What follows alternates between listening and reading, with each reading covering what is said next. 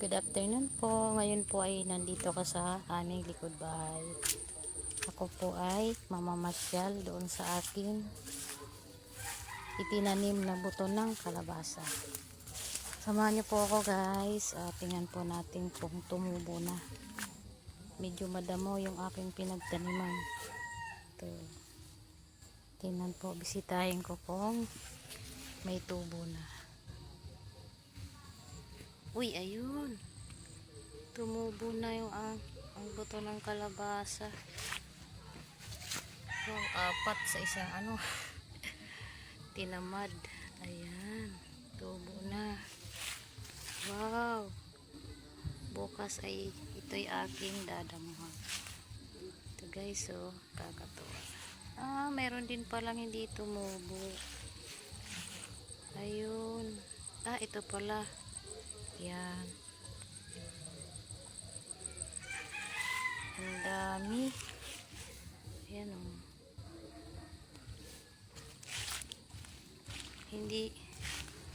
Yan. Bukas ito'y aking dadamuhan.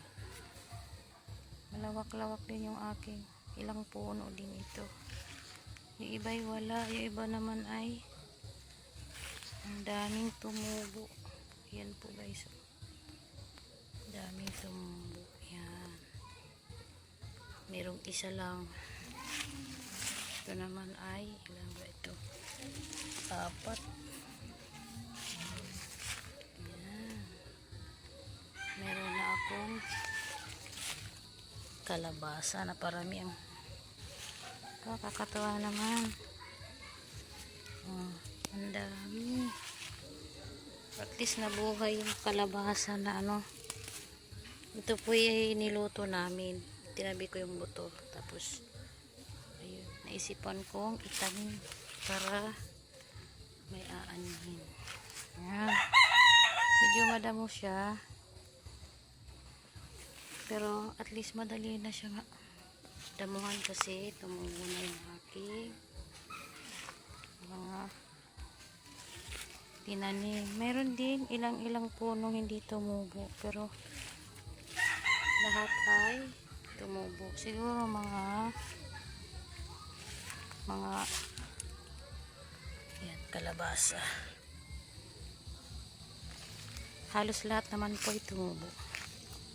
Ito po guys, tanim ng aking anak. Kamuting kahoy. Bukas ko na lang ito pagamasan itong mga tanim kong kalabasa. Uwi na po ako guys. Tinignan ko lang po kung tumubo. Kala ko kasi hindi. Ito. Papaya. Puno ng langka at goyabano. Uwi na po ako.